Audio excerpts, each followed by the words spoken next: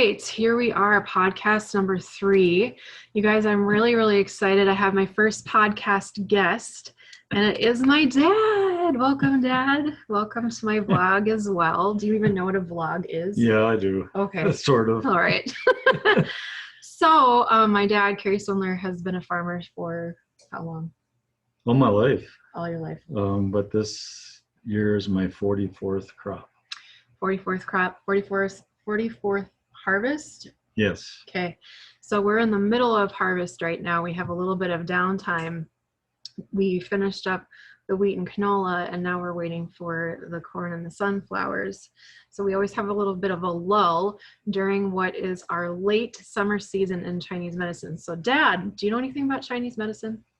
Not much. Okay.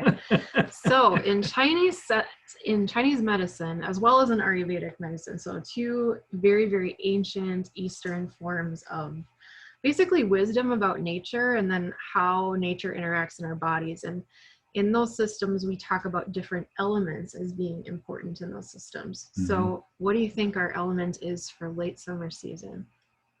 Well, I did see your post on your blog yesterday that things dry up, mm-hmm. They change colors, the countryside changes color, the sky looks different, mm-hmm. The air smells different, mm-hmm. Everything changes, which is one of the interesting things about the changes of the seasons, mm-hmm. is that the crops change.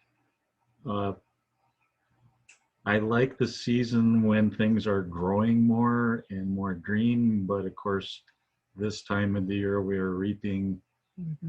all of our hard work through harvest. Hopefully, unless a hailstorm has come along or disease or insects or something that we didn't foresee that destroys the crop mm-hmm. or really cuts the production. So sometimes it's not the most fun. But right now, we've entered that time of year when hopefully most of the storminess with the hail part is over, but now we have to be concerned about high winds,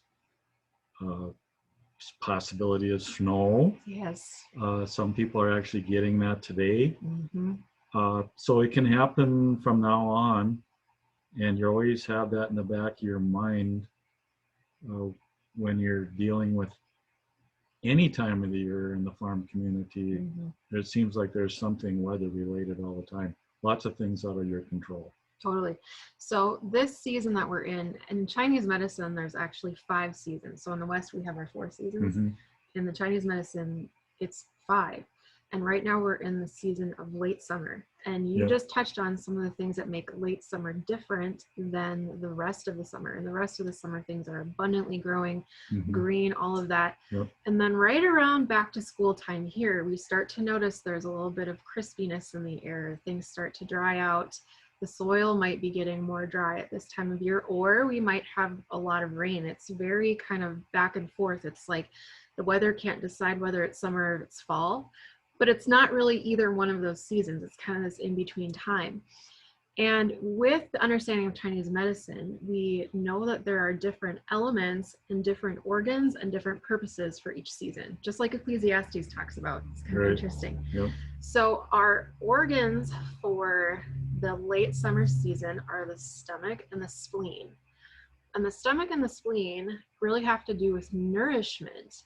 And isn't it interesting that when we talk about the element for this season, the element for late summer is earth element. And what does the earth do for our crops, for our plants? It's literally what nourishes it. Mm-hmm. You know, all of that. I mean, yes, the plants get energy from the sun and the chlorophyll and all of that, but when it comes to the nutrients and when it comes to a lot of those unseen things, that all is happening within the earth. And then the purpose of late summer is exactly what we're working on right now, which is harvesting. Mm-hmm.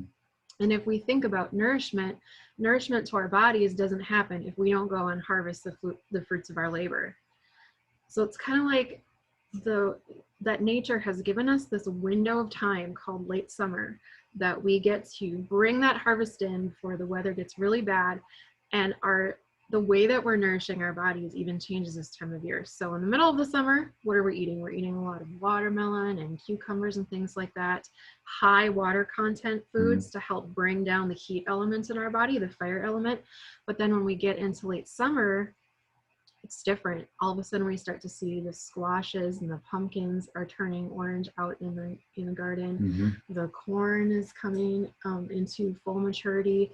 Lots of things that are starchier, more dense, that give us a little bit more calorie content and less water content to help balance our body out. And one thing that I found really interesting, I have this book. It's called Aromatherapy with Chinese Medicine by Dennis Wilmot. And in here, he talks about the soil phase, or the earth element. And he says this really interesting quote that we're going to circle back to at the very end of the podcast. He says that the spiritual goal of soil, the spiritual goal of earth element, is faith in the nourishing connection all things have with the creative source. So in other words, what we see happening in nature right now is that nature is literally giving her abundance to us to nourish us. And that the earth itself has given us stability, and it's giving us nutrient. I think that's so fascinating to think about.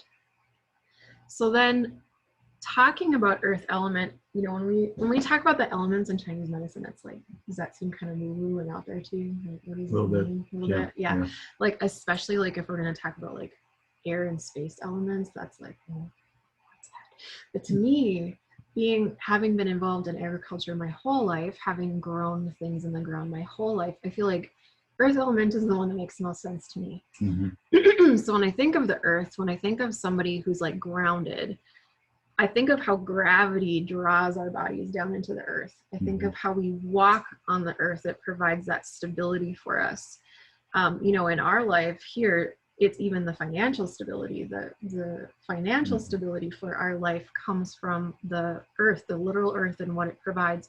So to me, earth element makes more sense than some of the other elements. But I wanted my audience to have a chance to hear from you, because you've been doing this way longer than me. So my dad is kind of a soil nerd or a soil geek, which is actually a very trendy topic. So my dad is a no-till farmer, and what Billy and I do on our little farm here is called permaculture, which means permanent agriculture. So a little bit different techniques, very different scale, very similar goals though, very similar goals. So I wanted to pick your brain a little bit today about your experience with earth element as a farmer, as a true, like, this is what you've done your whole life. You have seen a lot of things happen in agriculture. Right now, the really popular thing to talk about is soil health, soil depletion, micronutrients, mycelium, all of those things about soil. So I wanted you to have a chance to share some of your knowledge with us, because even though we're not doing the same forms of agriculture, a lot of the same conversations are starting to happen in these two areas, between the people that are permaculturalists and maybe doing all organic or whatever, and then the people that are in no-till are kind of like in the middle there, and then we have conventional farming.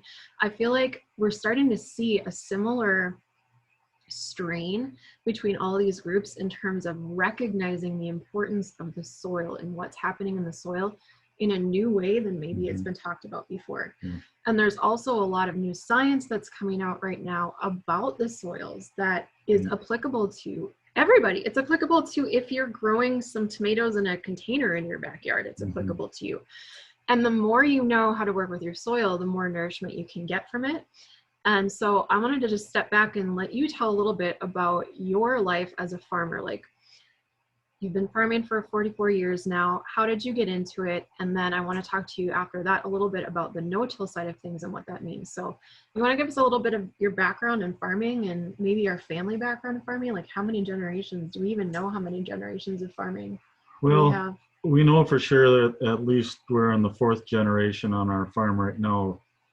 Our farm was actually begun back in the Depression years of the 1930s. My grandfather actually left here for a year, went west and realized that wasn't going to work, and he came back.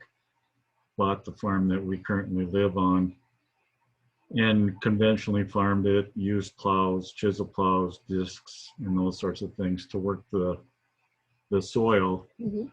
And in my opinion, it got to the point that we were treating our soil like dirt. Like dirt. So tell us the difference between dirt and soil. To me, dirt is a derogatory term for soil. It's the four-letter word that you should not use if you're really referring to soil, because soil is not dirt. If you treat your soil like dirt, it will treat you like dirt, in my opinion. But so our mindset had to change because what we were in when I grew up in the 50s and 60s into the 70s, middle part of the 70s at least, we were farming we were putting a crop on half the land, and half the land we were not growing anything on every year. And so the land that didn't have anything growing on it was bare, and it was being tilled 3, 4, 5, maybe up to 7 times with a chisel plow or a disc to kill weeds, to supposedly keep the soil so you could seed into it and have a reasonable seed bed. That was just the way you did things at that point in time. We basically had 3 crops: spring wheat, oats, and barley. Those were the 3 basic crops we had. We had a little hay ground because we did have some cows. And that was our farming. It was half summer fallow. That was the soil that was black and not had anything growing on it, with just the other half with grain crops. So in the mid 70s, I believe it might have even been before then. There were some people down in the Corn Belt that were playing around with it. And then there was a group of farmers, a very small group of farmers in North Dakota and the province of Manitoba, Canada, that had run into one another at this meeting or that meeting, and they had a common mindset of, there has to be a better way to do this. Can we do this without doing all this tillage? So what was happening? So for people that don't have any background in this, what was happening when you were tilling that soil over and over and over? What were some of the drawbacks of that? What did you see occurring? Okay, to understand that question, you basically have to go back to when it was virgin prairie. The virgin prairie at the time was a very, very diverse population. It still is. It had a lot of different grasses, forbs, even some shrubs growing on it.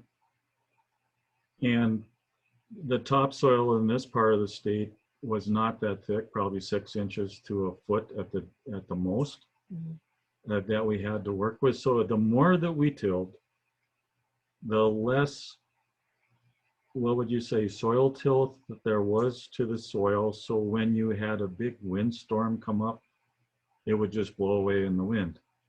Or if you had a big heavy rain come up and you had a hard pounding rain for a short amount of time, it would wash the soil down the creek. So we had, what ended up happening is we had major soil degradation going on in a place that really couldn't afford it at all because of the thickness of our topsoils. Right now, I could take you out into fields and we could look at the soils and see that there basically is no topsoil left. The soil, if you look at soil, it's in different layers. There's your topsoil and your subsoil, the bedrock that's forming soil. And the topsoil is where all of your living organisms are, at 6 inches to 1 foot. And below that is a subsoil that has more of the materials that the crops need to grow, your phosphorus, your nitrogen, your potassium, your micronutrients, everything that it needs. A lot of it's there, as well as the topsoil, of course. So we had degraded that so severely that people were really starting to question what they were doing. And we had an uncle in our family that actually was at a no-till farming conference at, of all places, Hawaii. Oh, one really? winter. And Wow. he came home from this no-till farming meeting in Hawaii. He was all fired up, ready to do this, and everybody thought, well, you have just gone off the deep end. Mm-hmm. We cannot do this. This will not work. Well, technology was also changing at the time, so we had a way of controlling the weeds without doing all of this tillage. So we were able to help control the weeds enough so that we could actually go out and plant crops into the residue that was left from last year's crop, where there was wheat stubble or sunflower stalks or corn stalks. There was equipment that came along so we could actually plant into this without doing a whole bunch of tillage ahead of time, which was the common practice up until then. Yeah. So we had all of this going on, major changes technologically, major changes sociologically, because there was all kinds of naysayers saying this can't work, we don't have the equipment, we can't control the weeds. There was all these reasons given why it couldn't work, but nobody had really proven one way or the other that it could actually work. So we had some of these pioneers that were probably 5 or 6 years ahead of the time when I started, that actually got out in their shops and they started making things work that were conventional farming pieces of equipment, so they could actually go out and seed into this residue that was left on the soil surface. And then we had a few what I would call small line equipment companies that came along, and they actually designed some equipment themselves that would work to a certain extent in doing this and producing a crop. And of course, when you start doing something like this, you don't do it by the main road where everybody in the countryside can see it when they drive by. You do it over the hill someplace in a hidden spot. Small town living, y'all. Yeah, which is what my uncle did out in the middle of the section. And by the end of the summer, we had a well-worn path into the center of a section of land where he had this 50 or 60 acre plot of wheat planted into last year's wheat stubble, and marveling at the beautiful crop that was growing there. So, and this was being repeated across other parts of North Dakota, parts of Manitoba, probably some of the surrounding states, Montana, South Dakota. There was people, I'm sure, messing around with it, people trying to figure this out. It took a long time. Right. So it wasn't like somebody just had the idea and then, oh, we can do this. No, it didn't happen overnight. You had all sorts of hurdles to jump through, all kinds of hoops to jump through. Actually, you had to deal with some government programs at the time that the government had set up, that if you weren't using standard conventional farming practices, maybe you couldn't get crop insurance even. So we had things like that. There was all sorts of things that you had to deal with, and bit by bit, time by time, you got researchers out in the field to see what was happening. You got agronomists out there, you got soil scientists from our major universities looking at this. I remember some, like Elmer Stovey up in Manitoba, Carl Fanning at North Dakota State, people like this that at first, they were very skeptical. Why wouldn't you be? It's just natural human nature to be that way. And then we take them out and show them, and they become convinced and say, this can work. And they'd get all excited about it, and they'd start doing research. And once we got the snowball moving, once we got the momentum going like a snowball downhill, then you couldn't stop it. Yeah. So, and people started seeing benefits almost immediately. One of the things that is a key tenet of permaculture, which is what Billy and I do here, is observation. Observation of your site, observation of your soil, observation of the wind patterns, the over time, like what happens on your site, where are your microclimates, things like that. And what I feel like you're telling me is exactly the same thing. You guys were observing a big problem that if you didn't get ahead of it, there wasn't going to be anything left to farm. And through that observation, you were able to prove that not only does the no-till method work, it is very fruitful. Yep. And so this brings up one of my soapboxes, which is that I think a lot of people have a very interesting idea in their minds about who farmers are and what farmers are like. You know, they're from podunk and they don't really know anything. And I couldn't disagree with that more. I think that farmers have to be so intelligent and so in tune with their land and with the markets and with the trends and with the science. Like there's a lot of things to stay on top of. You have to be really good at math, and you have to have a high risk tolerance. So that's just farming. But then you guys were taking this whole new way of farming that you were getting a lot of pushback for, and you were like, no, this is absolutely what our land is telling us it needs, and you decided to move forward with that. And I think that's tremendous. So what year was it that you became 100% no-till? There was no conventional farming happening anymore? Well, it actually started in the fall of the year. This time of year, we were doing harvest, and we were doing a harvest on sunflowers, which at that point in time, we had to work the soil a tremendous amount of time to make a soil applied herbicide work to control weeds. So the erosion was severe. And we were in a particular field where we had a lot of rills and little creeks in it that had washed out so severely from rains that we could barely cross it with a fairly large combine with a 6-row header on it. I crawled up on the combine, visited with my dad, said, if we don't change what we're doing, there's not going to be anything left for me to farm, much less my kids.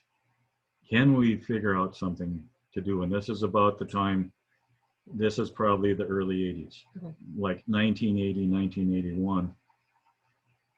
So my dad, bless his heart, he was willing to change. He could have said, nope, I'm just going to continue doing the way I've done. I've got this far. I'm just going to do this till I retire. You figure it out. Well, no, his statement was, if we can find a machine that we can seed and be comfortable with and do this, I'm willing to change and do it. So lo and behold, we did find a machine that we thought we could make work. We worked together in the family here with uncles and nephews, and everybody wanted to try it. So everybody had a few acres in, and we started trying and using this equipment. Yes, we can make this work. We can get our nutrients down with the seed where we wanted to, so we can have nice crops and not disturb the soil like we have been. So in 1982, we took a huge drastic step on our farm.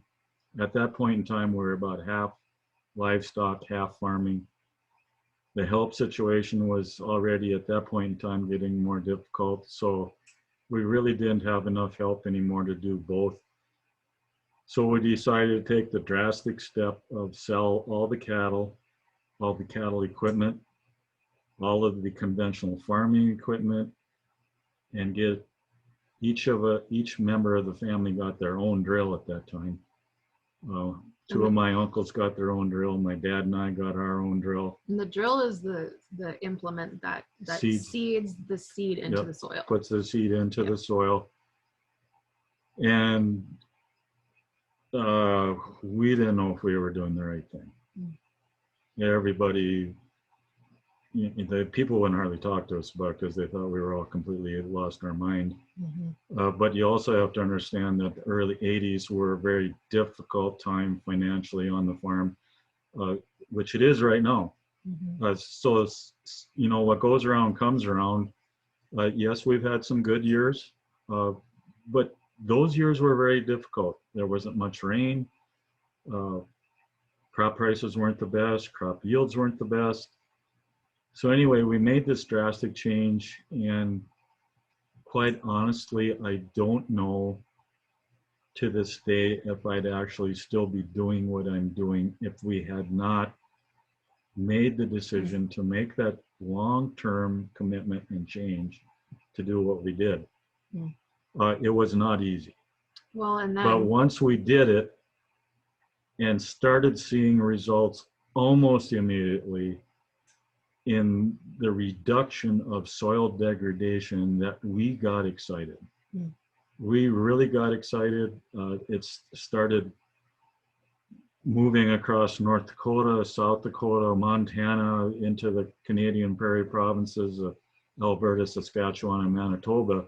And people started messing around and doing it everywhere. Mm. And then everybody could get together at meetings in the wintertime and compare notes and see what was working, what was not working, encourage one another, say, well, you know, gosh, I don't know about that. You know, we had some guys in our group that, I mean, we had some philosophers. Oh yeah? They challenge your statements. Well, you know, I don't believe that. This is what I believe. And so we had all these diverse cultures, and we had two countries working together. We had people from all different soil types and precipitation amounts, from very dry to very wet, working together to try and figure this thing out. And it was a lot of fun. It still is fun. Cool. And I know we still have ties to a lot of those folks. Yeah. And, you know, also going back to the specific place where you were farming, where you had the chat with Grandpa over, we got to change this. You and I cut wheat on that field this year together. Mm-hmm. And yep. You made a couple of comments to me about how you could see how you were surprised. So here we were, it's been a very dry year this year. I would say it's a drought this year, even though we had a little bit of rain. Yeah. It's been a very challenging year to grow, especially a crop like wheat. And we were very surprised by the yields on that field, especially in areas where previously there hadn't been any topsoil. So you want to talk a little bit about what you noticed? Well, in this particular field is the one that I mentioned earlier, where all the severe erosion was happening. It ranges from blow sand, which we call blow sand, but it's basically sandy soils, to heavy clay gumbo type soils within the same 443 acre field. And as passing over these pieces of ground, different soil types and stuff with combine and looking at it, realizing the very subtle changes that have happened that have taken a long time to happen. The improvement in the southern part of the field, where the light sandy soils were, had a very nice crop, most of it this year, and it's taken a long time.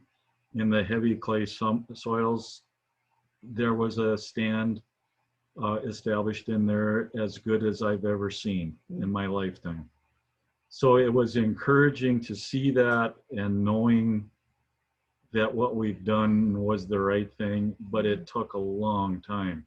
Yeah. It did not happen overnight to see these little subtle changes and improvements. You know, right away we saw improvements in less wind erosion, less water erosion, but the improvement in the soil health and quality takes time. Yeah. It's not going to happen overnight. And I think there's a spiritual lesson in there as well that we'll get to in a little bit.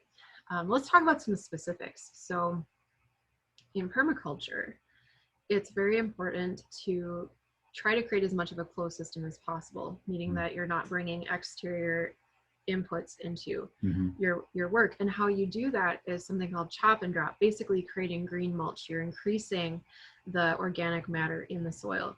Now there's differences between that and what you do with no-till, but the value placed on that organic matter is still very high in no-till. So why is that organic matter important? Can you talk about that a little bit?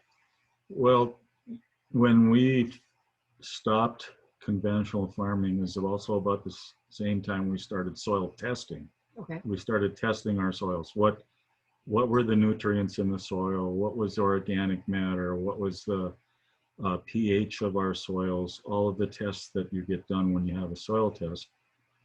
And our organic matter at that time was like 0.8 to 1% organic matter. And if you pull a sample of the native prairie here in this area, it's probably going to be around that 5.5, 6%. I guess I haven't really actually done that, but that's what I've been told by those that know more than I do. And So you can see just by that how much the soil had actually been reduced in soil health and tilth. So when we started no-tilling, we decided no more straight grains. We gotta have some other crops here we can grow. Well, our family way back in the years had grown a lot of flax. So we started bringing some flax back in. We started growing sunflowers. We did crops like safflower. We were trying all kinds of things. We were trying Polish canola before canola was a cool thing. Cranberry, remember that? Oh, we did some cranberry, yes, another oilseed crop. So we were trying different things and with mixed success.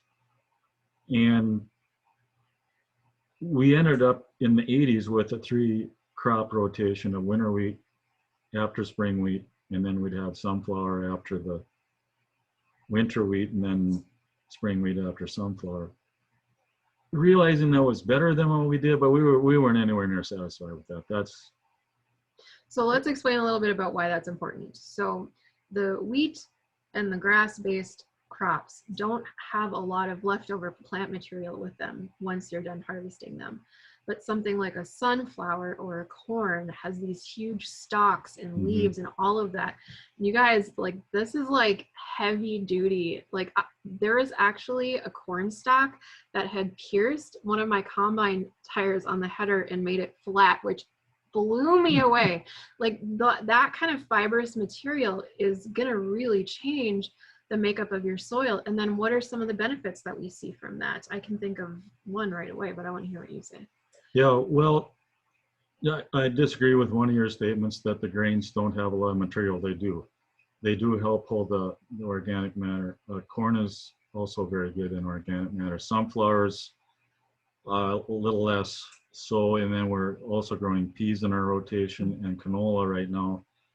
And to me, they actually don't add a lot of organic matter, but they have other benefits for soil health, which we can talk about too. But so the more diversity we can get out there, we can help break up several things. One of the main things is diseases. If you keep growing the same kind of crop time after time, you're going to have major issues with disease. And believe me, it is not always solved, and very seldom, in my opinion, solved from a can. The other thing is insects. There are certain insects out there that become worse if you keep cropping the same crop on the same crop. But there's also beneficials out there that are helping to control some of the bugs that are trying to destroy what you're trying to grow in a lot of instances. And so those are some things you got to take into consideration. Plus economics.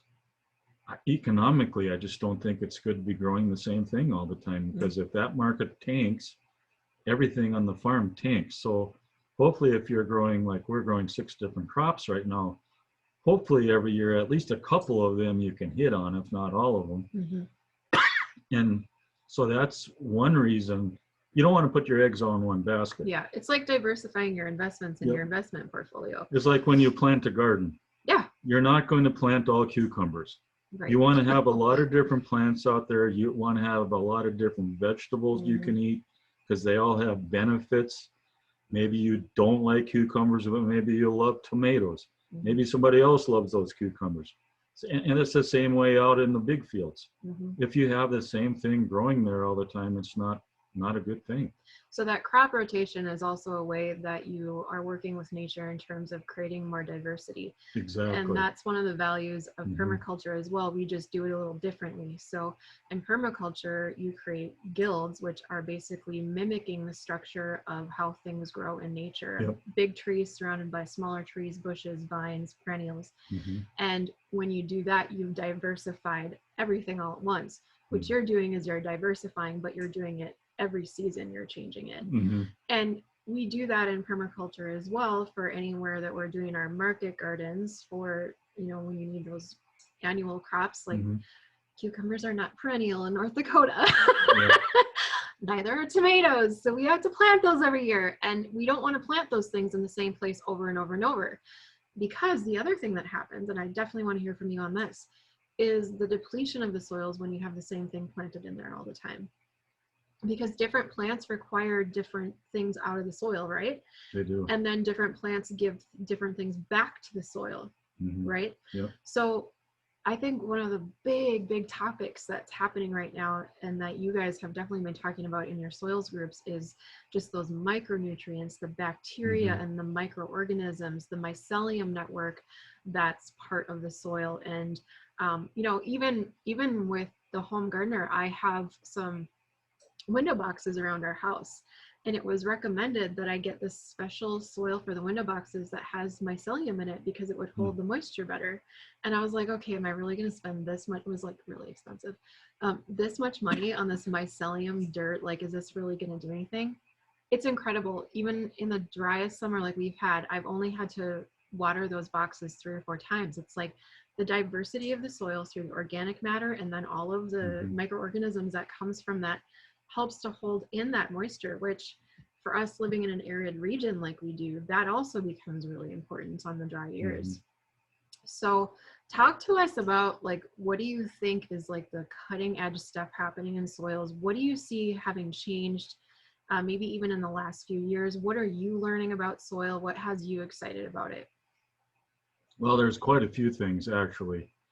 Some of the guys, instead of just growing one crop at a time, they might be growing 2 or 3 together that will complement one another and be able to be harvested about the same time.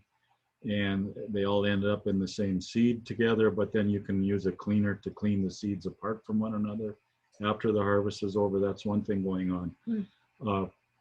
A lot of guys are really using a lot of cover crops. They maybe have a crop of wheat, and after that wheat's off, they come back and they put in a cover crop of maybe 5 or 6 things and let that get growing, and then they turn their livestock in and graze it. It's working very, very well for a lot of guys in the state. Some of the things, people are just, there's people thinking out of the box everywhere. One of the things right now that's been, one of my friends is doing is a wide row corn, where he puts corn that's maybe spaced 20 inches apart or 30 inches apart in the field is now spaced 60 inches apart. So he can plant a cover crop between the corn rows to help hold the soil, create diversity, provide an environment for bees, wildlife, everything. It's completely out of the box. It has potential, I think. What I see too is some of the reading I've done, I think that we are just starting to scratch the surface on the microbiology level, that there's so many things in the soil at that microscopic level that we can't see, that we don't know anything about. We think we know a lot of things, we do, but we don't know that much about the soils. We're learning a lot. We are actually finding out that certain crops help the mycorrhiza of fungi survive better than other crops. Other crops don't promote it that well. That's disappointing to find out, that there's crops that don't promote that, but yet they work good in a rotation because they break up disease and insect cycles. The other thing that I see possibly coming that's going to, in my opinion, that's going to really help soil health is not just that, but the way that we control weeds is going to change, I believe. Right now, we just go out and we apply everything over the entire field to control weeds. Okay. So what I've been reading about, what I'm seeing coming, I don't think I'll live long enough possibly to see it, but there's going to be robots that you're going to put out in your field, and they'll know where their limits are on the field, where the boundaries are. And they will be working that field 24/7 and they maybe will spray a weed that they see. They'll learn how to recognize the weeds, spray it, or they'll actually pull it. Because we're finding out some of these weeds we can't control even with iron, with an implement, or with herbicides. The best thing is just get it out of the field and destroy it or burn it or something. So this thing with robots, I think, it's going to blow our minds. And the microbiology, I think there's things that are going to happen in the next, I don't know how many years, but from when I look back and see the changes in the last 10 or 15, and I look ahead, I just dream a little bit about some of these things. It would be great that I would have like 6 robots I could put out on the southeast to 26 and tell them, okay, this is a wheat field and I want you to get rid of all the kochia, Russian thistle, wild buckwheat, and any other weed that you recognize out there, and I just go home. Yeah. And let them do that. Because I believe we're also always going to have weeds. Yeah. We're not going to get rid of them completely. Right. Well, and I think unless you're in agriculture, you don't realize really truly how damaging those weeds are, not just to your crop yields, but also wear and tear on your machinery, wear and tear on your operators.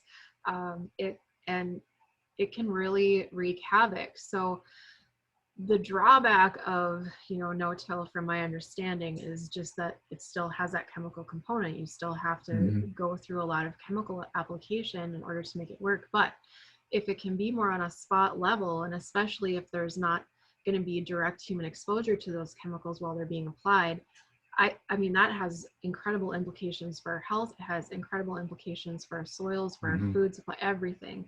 Yeah. And I think that, who wants to spend more money on chemical if you don't have to, right? Too. Right, Like, and we don't now, but sometimes our hand is forced. Yeah.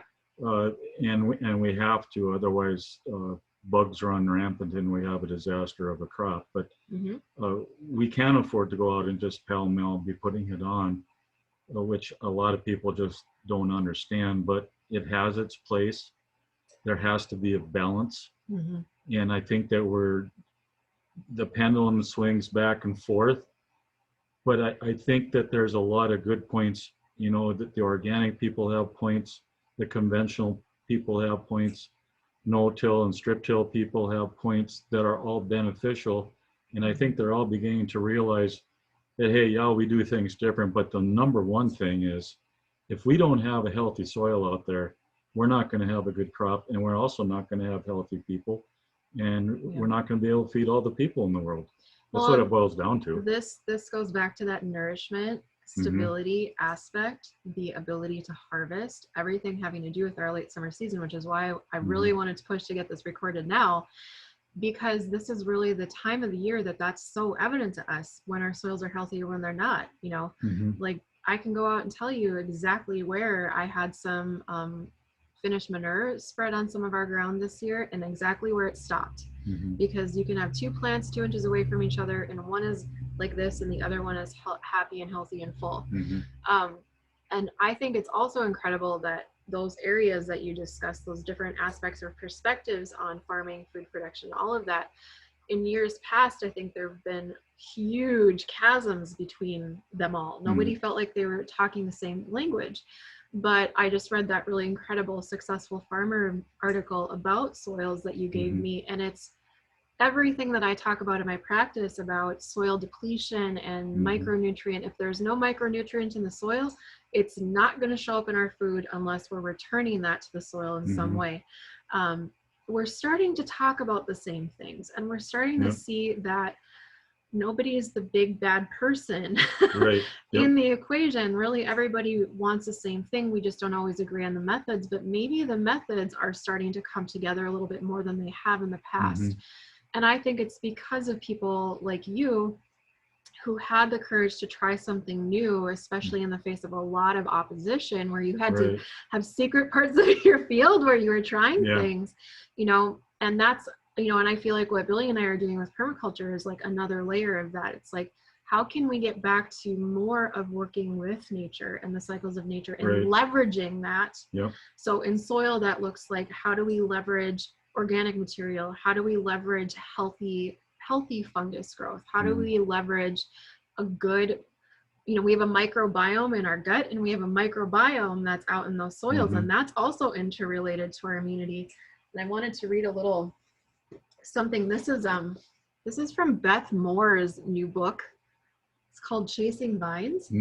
And it's all about grape growing. She went to Tuscany and she got totally obsessed with grape growing. And so she was like interviewing all of these farmers and like growers, and like she's a Bible study teacher, you know. It's like, but it's so true that nature is the best teacher that there is. If you learn how to observe nature, Yep. you're going to learn a lot about how God has set up creation and how he teaches us and reveals himself even through that. But she was interviewing a farmer, and he was saying, there's different kinds of microorganisms that live in the soil, and they have different average lifespans. The maximum is about 12 hours and the minimum is 3 minutes. Can you believe that? Wow. And so they live, they work, they multiply and die, all of them within 24 hours and most of them within 20 minutes. And if it's not for that constant life, death cycle happening in the soil's not healthy. And those things all change with soil temperature and with soil moisture levels as to who's doing the best and who's not doing so good in the soil. So when our soils are really dry, there's really not much going on compared to when there's more moisture and more microorganisms are active in the soil. But then when there's too much moisture, that's also not positive. It can be detrimental that way, because then it has the other effect where there's no oxygen able to get into the soil, and then you have anaerobic bacteria taking over organisms in the soil. And when that happens, when you're out there, you can actually smell it. Oh, really? What I does can it smell like? It does not smell good. I know what good soil smells like, and I know what soil that's not doing well smells like. And once you smell both, you know. Well, it's so interesting to me that this is a teaching thing in and of itself. So it's about balance, right? So Chinese medicine teaches this. All holy writ of all faith traditions teach that our inputs are going to affect our outputs. How we're nourishing ourselves is going to affect how we show up, how that soil is getting nourished, either through organic material or rain or lack of rain, or if we want to talk about fire elements. I was thinking about fire element in soil today. Too much heat, devastating. Yep. Kills everything. Not enough heat, there's not enough activity in the soil. But fire does stimulate one thing, and that gets rid of some of the old dead stuff on the surface and actually stimulates some things to start growing again, which benefits the soil. So again, it's that life, death, life cycle, and however that comes, however nature brings it, it is actually something that makes the soil healthy. And so where I kind of want to land the plane with this podcast and this blog today is just kind of taking a step back and talking about some of the spiritual implications of soil. So have you thought much about that before? Have you ever thought about like some of the scriptures, like, you know, Jesus talks about, unless a grain of wheat falls to the ground and dies, it won't produce fruit. Like, unless our seed doesn't get planted in the soil, it can't grow, right? Right.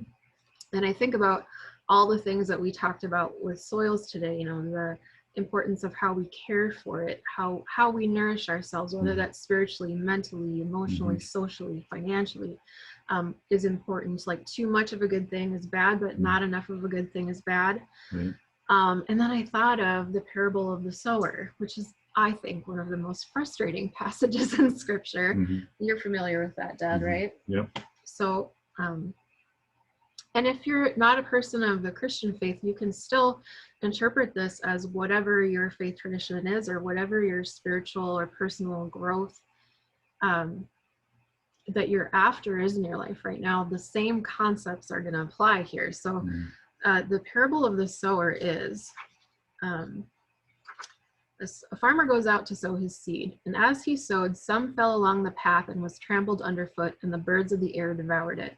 And some fell upon the rock, and as it grew up, it withered away because it had no moisture. And some fell among the thorns, and the thorns grew up with it and choked it. And some fell into good soil and grew and yielded 100-fold. He who has ears, let him hear. It's everything that we just said, right? So and it's so frustrating to me because I want everything to land on the good soil. It's not reality out in the real world. It's not reality in the real world. No. It's not reality out in the field. No.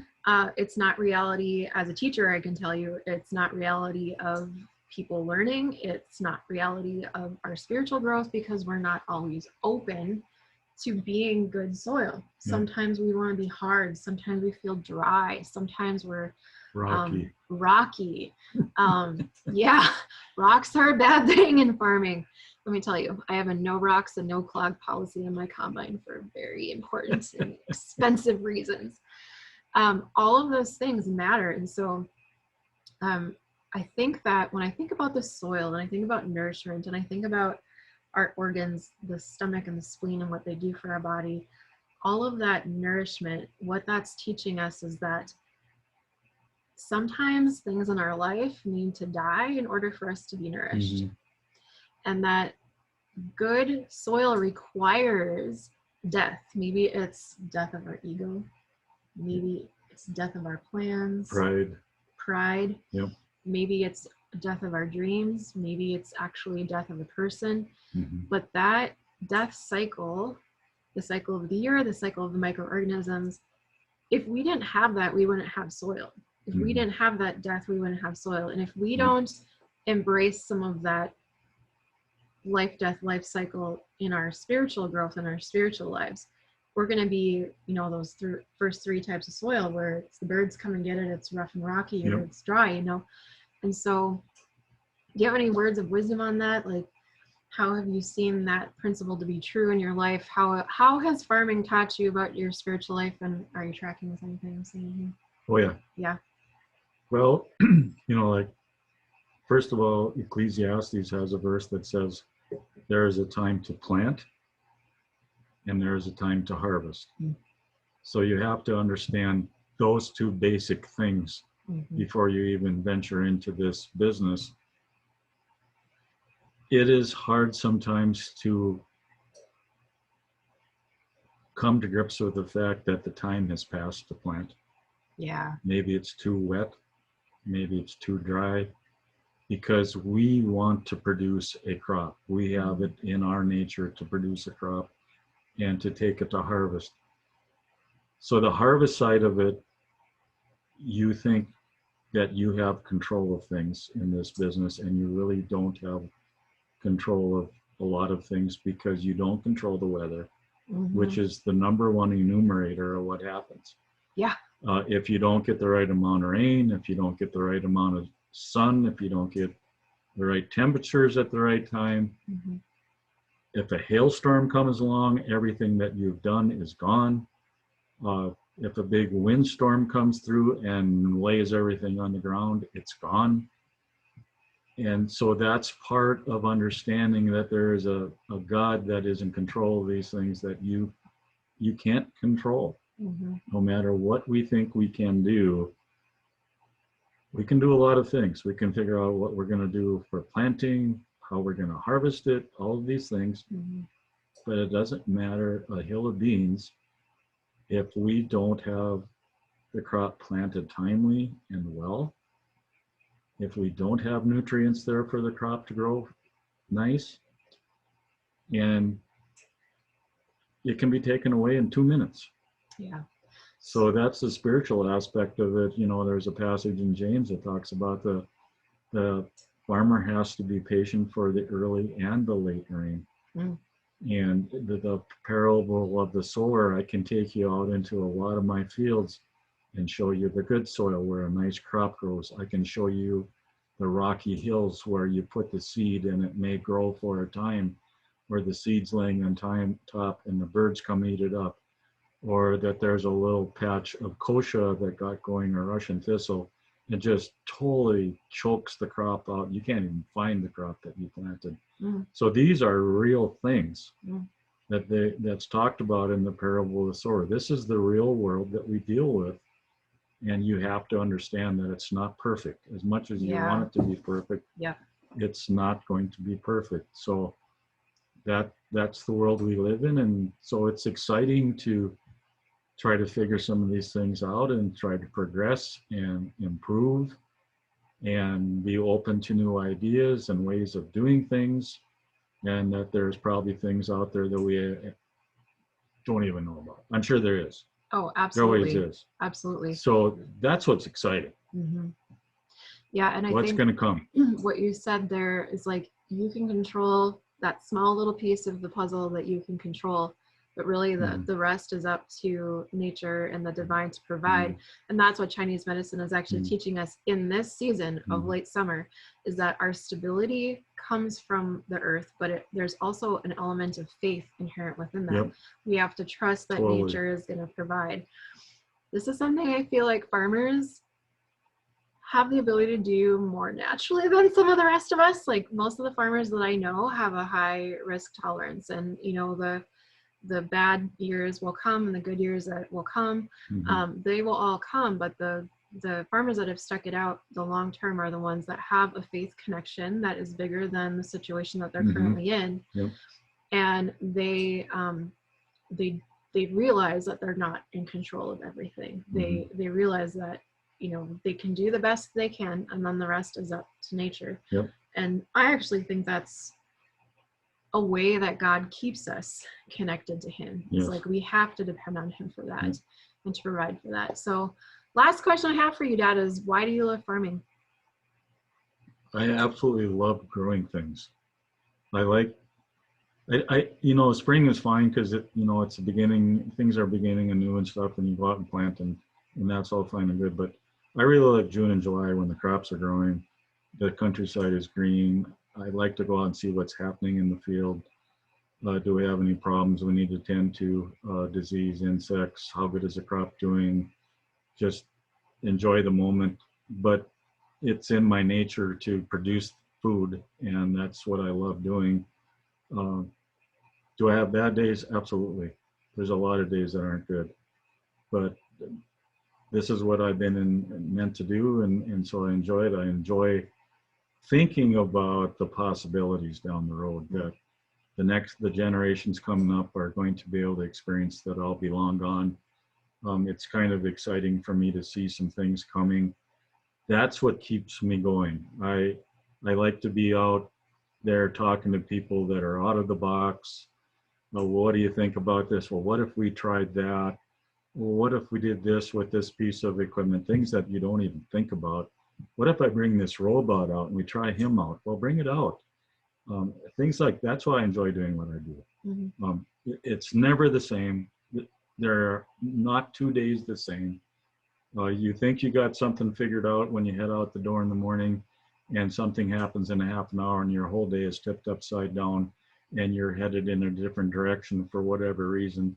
Sometimes good, sometimes bad, but I choose to try and forget the bad and enjoy the good as much as I can. Well, and I think that's why you're still here, and I think it's why our family has been able to continue, and this is that there's been an attitude of having a growth mindset through all of it, and being willing to think outside of the box and to take those risks, and then also at the same time to just let go and trust. Right. So that's very cool. Well, thanks for joining me today. Well, you're welcome. Is there anything else you want to say about soils before we finish up? Keep at it, everybody. We have a lot of work to do yet. On my own farm, I'm happy with where we've come from, but I still think there's more to do.